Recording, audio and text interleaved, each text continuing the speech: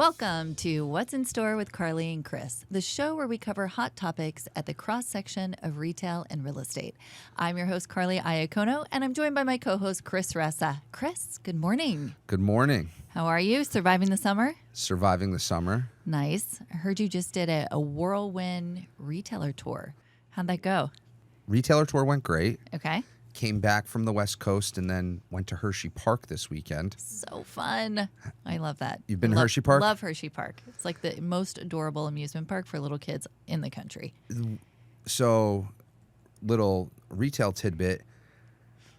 Inside Hotel Hershey, I don't know if it's a full store licensed.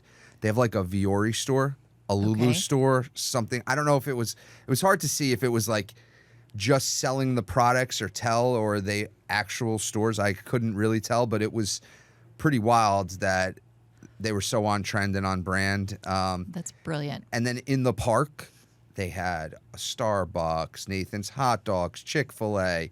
And by the way, I was at the park yesterday. Chick-fil-A is closed on Sundays inside Hershey Park. Well, they can't break the rule just for Hershey. Exactly. Come on. You know how many people would be mad if just Hershey got Sundays and nobody else? But that's really, really impressive cross-branding because you have the captive audience. You know what that age group wants, right? For sure. Just a tasty little drink. Starbucks, you can never get too many of those. Yes, it was. It is like the coolest amusement park for little kids. And big fan. I got into the history of Hershey and Milton Hershey and from his really cool, isn't it? Yeah, really cool. What he did from a business perspective, fascinating. So very altruistic too. His charities and the school system that he started. If you really dive in deep, it's amazing. He was incredible. It was really cool. So all right, so everyone visit Hershey. That's our takeaway for today. That's the You're takeaway. on the East Coast, right? And if you want a homemade Reese's Buttercup, you're putting your hands out like this. It was like this. It was like this. It was unbelievable. So if you want a 2-foot Reese's. Yes. Do you say Reese or Reese's? Reese? Reese's. Reese's. I don't know. That's what I say. All right. You? I don't think Reese's. Interesting. Yeah. I don't know that we're going to really agree on that today. Fair enough. I think it's probably safe if we move on. Go ahead. All right, good stuff. So today's episode, we're not talking about whether or not retailers want more stores. We know that they do. We're not talking about vacancy levels because it's still historically low. Nothing has changed. So the market dynamics are the same, right? This push and pull. What we are going to talk about is what this means for the underlying market now and maybe what the next 5 years look like, because these two factors have been in place for years now, and it does not seem to be changing in a material way with the supply constraints. So all that being said, how are we expecting any change? And what do you think is the lever that would make the supply imbalance switch? Well, the question came up last week, and I've been asked this question since Vegas, and I keep getting asked this question, which is, when are we going to have meaningful development of shopping centers in the United States? These are your tenants asking you to make it easier. Right. There Please, you go. Chris, make it easier. How do we do that? And I give the same answer to everybody, which is it's really a rent challenge. When the rent has to move meaningfully for us to get to, a large scale new development across the United States. What I am feeling just anecdotally is, retailers are definitely craving some new development because they're struggling to find opportunities. And what I think is going to happen, and we're starting to see happen, is that desire and hearing from many landlords that the rent needs to move up, I think is pushing and going to continue to push rents up between now and whenever we get to new development. I was telling everyone, at least 5+ years before the rent gets to a place that actually makes sense for new development. But I think retailers are prepared to start paying more and more to the point where we get massive new development. I'm not sure, but when they want a location, they're stepping up, and we're going to see what happens. But yeah, the desire for new development is real, and we're not seeing it right now. That's making existing real estate more valuable and driving up rents. So it's all just an equation, right? Really, when you're looking at a new construction project as a developer, does my exit value, right, warrant the cost of building the site? And it's all predicated on what rent the tenant is paying. So that makes sense.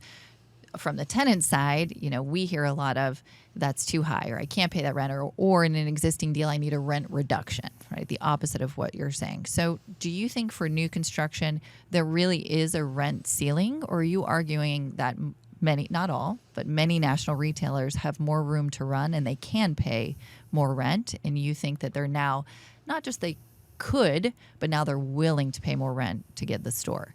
So what's changed on this push and pull? Net effective rents have risen. Maybe not the face rent, but you and I have talked about, like, if retailers are putting more in stores from a capital perspective, and the landlord, maybe if it was a $20 deal with $100 in TI 5 years ago, maybe that deal is $21 or $22 and $40 in TI. Well, that's real net effective rent growth. Mm-hmm. The face rate is pretty similar on paper. Right. But the net effective rent growth is meaningful. And so to me, that says retailers are investing in stores. They might want to keep that face rate as low as they can, but I definitely think it's getting away. Rents are growing and getting away from them. And, we're seeing that face rents are growing. I would say net effective rent feels like it's growing potentially faster. But what I would say, retailers are disciplined, though, right? When they want a location and they know based on all their data it's the right location, they're willing to do what it takes to get that location. When they're on the fence on a location, right, it's going to be hard to push there. As it relates to rent reductions, I'm not seeing a lot of rent reductions. I am seeing, retailers try to do blend and extends to, lower their occupancy costs long term, but not a ton of just pure rent reduction requests. Like in Vegas, I didn't have one retailer come to the booth and say, hey, this is the program, we need rent reductions. Generally sales are doing well, predicting a pretty good holiday, right, and sales are an indicator of rent. And I think the store, because of you can't make money in clicks without the bricks, the store is made more valuable today than it's ever been to a retailer, from a connection to the consumer, from a place of profit, from a place to grow e-commerce sales. And so I think the store is becoming more valuable to most tenants of retail real estate. So they're potentially willing to pay more rent to control it and be in the A spaces. Do you think there's a geographical element to this? Because rents have risen somewhat unevenly around the country, right? Certain areas have had more rent growth and others, some have been more flat. So do you think we have a compressed, let's call it maybe the Sun Belt, a compressed rent runway here where rents grow or have grown faster, so we're closer to having development deals pencil? We also have, of course, lower construction costs, lower land costs in certain geographies in the U.S. So could it be that it might be 5 years for the Northeast till we see meaningful development, but maybe we continue to see an uptick in development in the Southeast? I mean, do you think that there's enough of a difference there or no? I don't think there's enough of a difference. I think the scarcity in that equation is just land, mm-hmm, and the availability of land.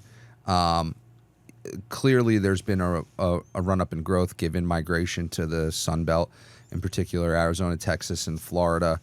They're probably having the most meaningful development today, but land plays a factor in that, right? If interest rates continue to rise, right, if interest rates rise, mm-hmm, I think that's going to put pressure on the construction cost. It's going to put pressure on cap rates, making it more necessary for rent to grow in order to do development deals. Going to continue to put pressure, right, on cap rates and construction costs, because we've seen that for, 4 years now. Yeah. It's been a long time. So, unfortunate that it's not going the other way, but I think you're right. I think we're going to keep seeing more pressure on development from those elements, and so therefore the only other answer is rent, really.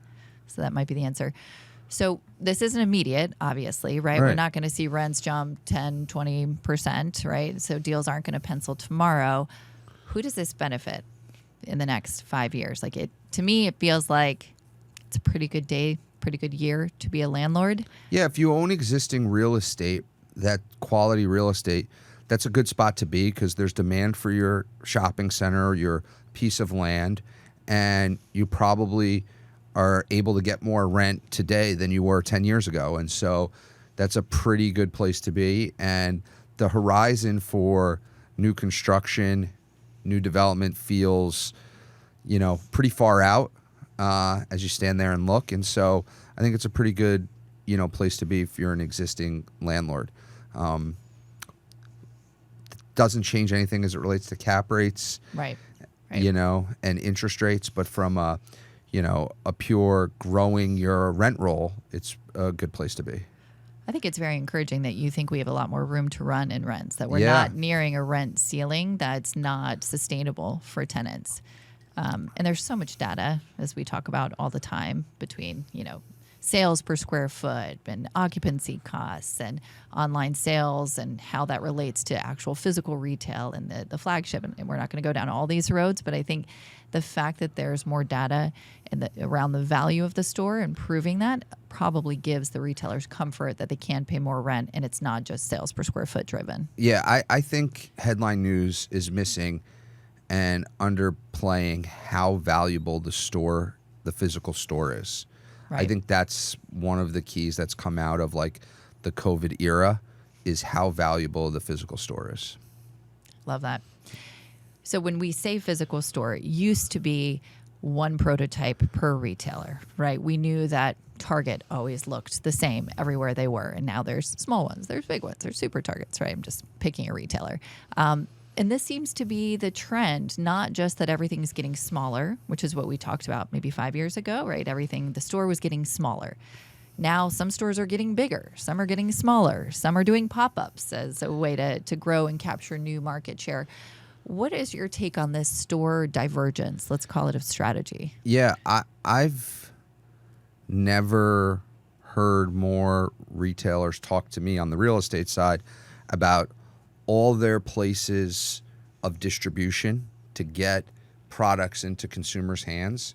And I think that most retailers have more than one way to do it. And it felt like, call it 10 years ago, that a lot of the ways were pretty similar. Everyone was chasing what I would call like a standard prototype and e-commerce. Mm-hmm. And now you're seeing a lot of different areas for retailers to get distribution to retailers, whether that's, some retailers have full price stores, outlet stores, clearance stores. Some retailers have a small market prototype, a large market prototype, and some retailers in certain markets want to cluster stores together, some of them, and have a market share play. Some want to spread out stores. And sure, there's always been some level of this, but the discussion around distribution in real estate departments and how to get as much product to as many consumers as possible has never been more present, in my opinion. It's coming up in my conversations with retailers, and it really didn't, call it 5-10 years ago. And so I find that super interesting, and it's interesting to learn all these new ideas that these retailers have. And it's coming from a place of data now that there's so much data that they have on their customers, on their stores, on the real estate types, from e-commerce, from their supply chains, all this data that they can now package up and like use to make actionable decisions. I think retailers are getting much smarter about every decision they make, and I think that's good for retail real estate. It felt like it used to be a just kind of scatter strategy, throw everything out there, see what sticks, right? The old acronym there. And now it's more intentional. So the prototypes are diverging not because retailers don't know what works, but because they have the data to show that it probably will work. It's almost like they're coming at it from the other side and not out of desperation that, excuse me, we need to try this smaller prototype because our stores aren't productive. Now it's, well, we want to keep the big store and let's squeeze the small one over here because we think that will work in XYZ market. So I think it's a shift in how they're even trying new formats, which probably gives it a higher likelihood of success, I would assume. For sure. Yeah, I think that when headlines come out and they're like, oh, stores are decreasing size of footprint or stores are increasing size of footprint, I think in today's world that leaves a lot to be desired. There's a lot more nuance to it than just that. Mm-hmm. And we're starting to see that by, all the different things retailers are doing right now.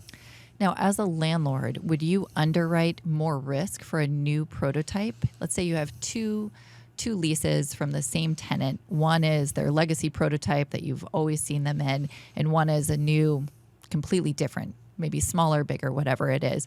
Would you underwrite more risk because it's a new prototype, or you're really still just looking at the credit on the lease? I think you're looking at the credit on the lease first and foremost. I think where you start to think about that is when you're really talking about a new concept, right? When someone's coming out with a new concept, I think that's when that's different. Yeah, that's different. And typically that new concept, the terms that the retailer's going to do are going to be different than their legacy because they have, a lot more conviction around it. But not necessarily a new prototype, but new concept. Okay, that makes sense. And do you think this is driven because of the lack of space or just because of the new amount of data and analysis that retailers can do so they understand the value of different prototypes, or is this that they've got to open and now they've got to be flexible? I think retailers are disciplined and they're doing it because their strategy and data are saying they should do it. Got it. That's definitely a shift than what we've been saying, right? The last few years. So that's very interesting. I was in New York City this past week, basically every day for work and meetings, and I had my kids with me one of the days, and they had mapped out their whole day to do pop-ups of brands that they like, but also flagships. And so I had, tried to plan all these activities for them. They threw out everything I came up with as, ridiculous, of course, and planned their whole day. And they went from brand pop-up to brand pop-up. They bought stuff. They got free stuff. And then they also went to certain flagships that were only in New York City to buy stuff and interact with the brand. And they found these locations through TikTok influencers and Instagram about where the pop-ups were going to be. And these are Glossier, Starbucks, well-known brands that you would hear of, right?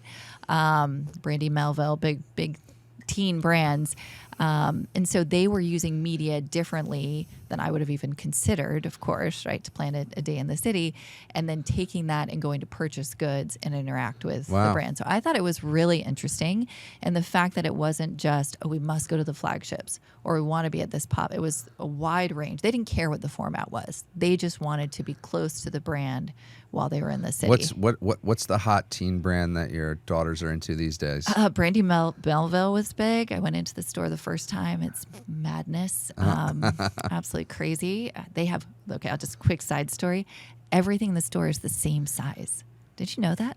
No. There's one size of a women's clothing store. Every item is the same size. Now, some are big, some are small. I don't know, but everything comes in one size, and they just turn over the inventory constantly. And I'm like, this is brilliant, right? No waste, just that's it. You see what you get. And there was a line. We waited to get into the store. There's a line down the block because you couldn't fit enough people in the store.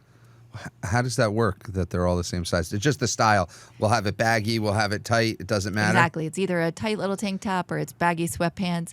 Some are different lengths, and either it fits you or it doesn't. And then you don't buy that if it doesn't fit you. Wow. Yeah. I was blown away. Thought it was fascinating. And just the demand and the way they interacted with the clothes, they fully accepted that it was all one size. It was like, well, that's just how it is. You make it work. Some things fit you here and some things don't.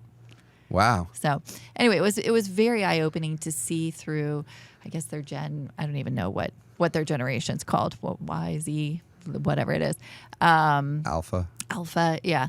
So to see shopping through their eyes, they definitely wanted to be in person. And they definitely wanted to interact with the brands touch, to be part of it, to take pictures, to be, make a reel, whatever the kids do.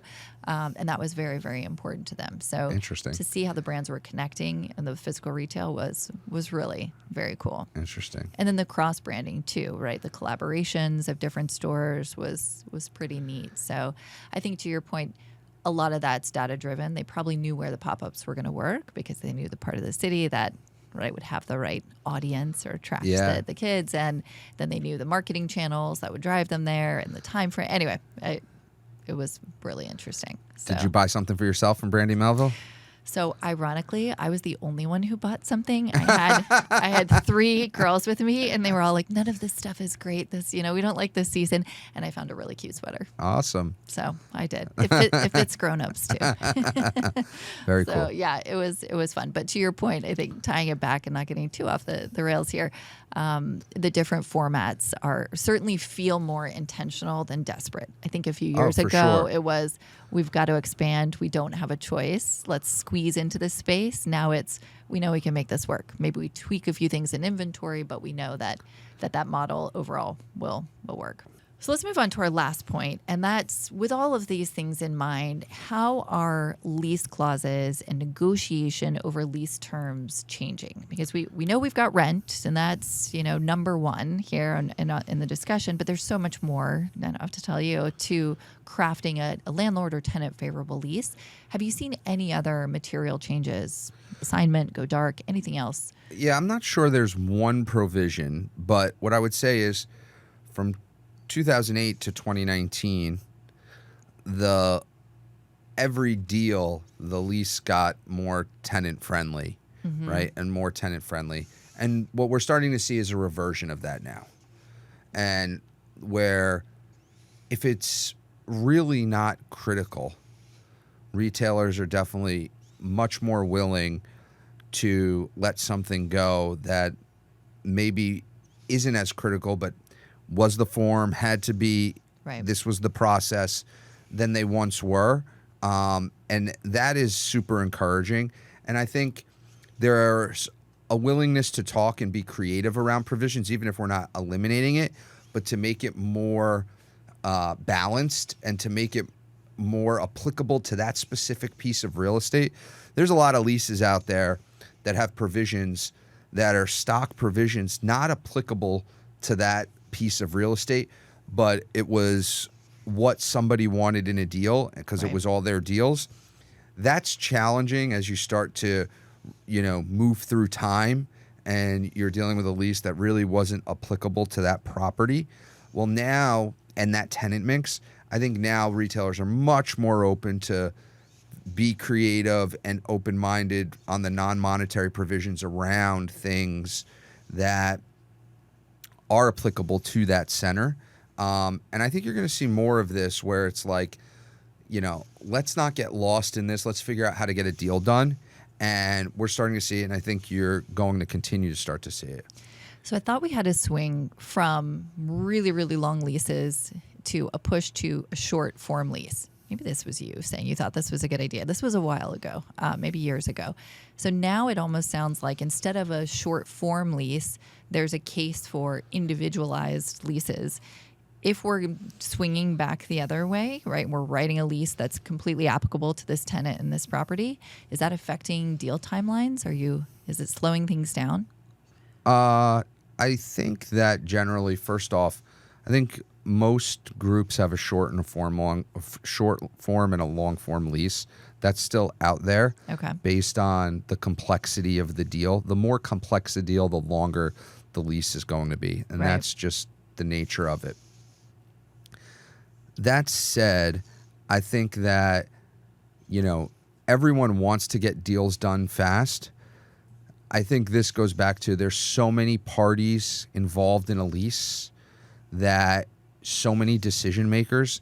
That's the timeline. I don't think, I think the things I'm talking about make the lease negotiation shorter, but at the same time, there could be one thing that happens outside of anyone's control that makes the lease longer in a nanosecond. The lease timeline longer in a nanosecond. Or the negotiation timeline. Yeah. So I still think there's a lot of runway to go for landlords and tenants to Optimize, shorten the timeline from like Yeah. substantial interest in an opportunity to actually store opening.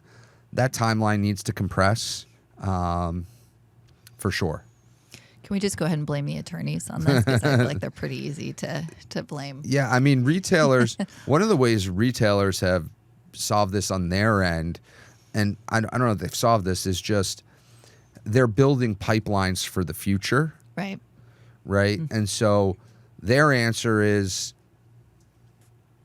maybe we can't cut the timeline. We have a process. Landlord has a process. Municipality has a process. All these people have processes.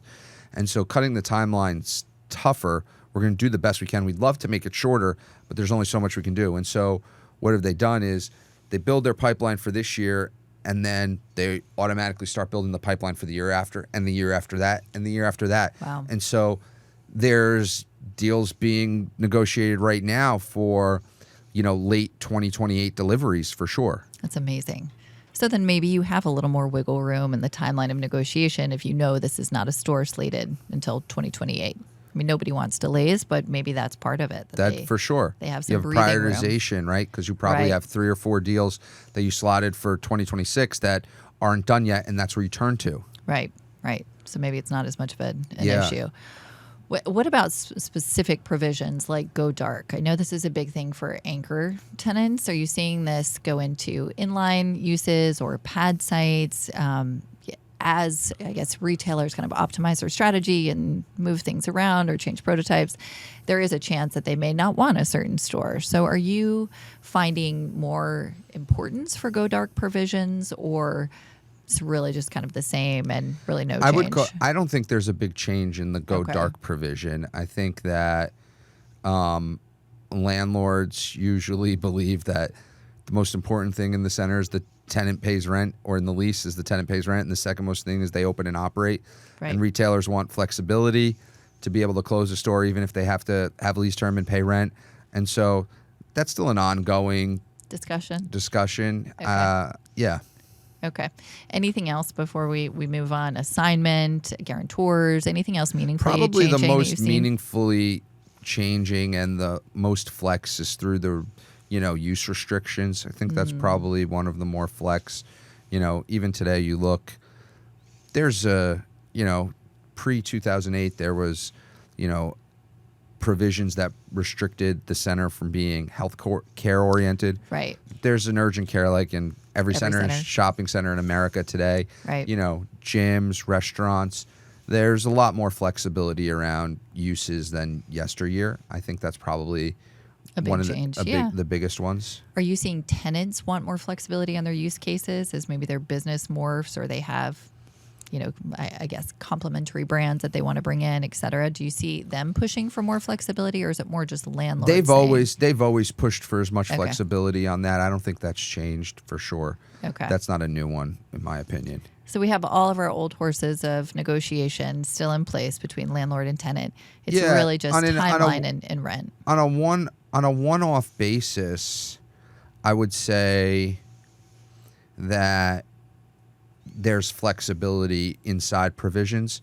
And I would say that when I think of the non-monetary provisions, retailers being more flexible, I would say that it's not one provision that's changing. I would just say the overall tone and tenor of the negotiation, like how hard someone's willing to push, how much are we going to have a standoff on this piece.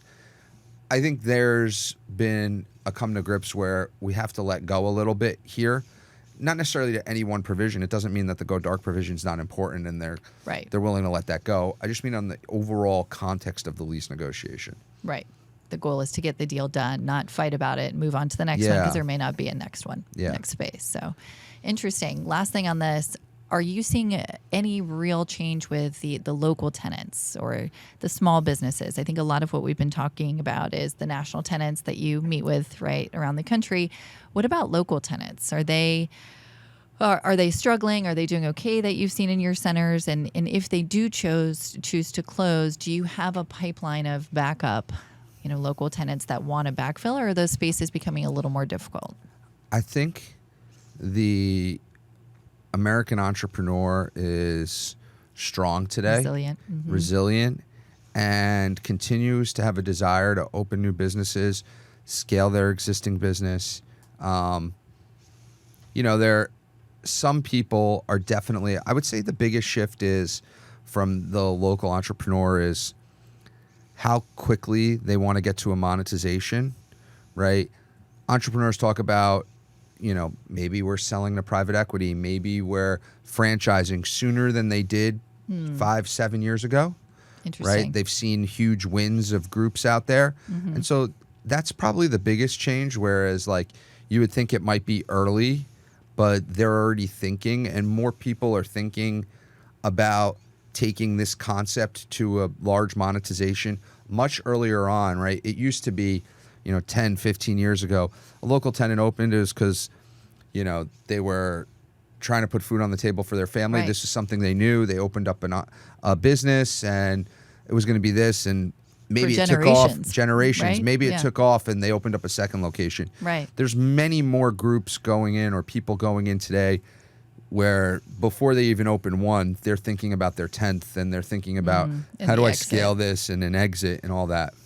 That's a very interesting structural change. Yeah. I guess in some cases that probably improves your guarantees, and in some you have private equity and debt and all the things that come along with it. So that could be a double-edged sword.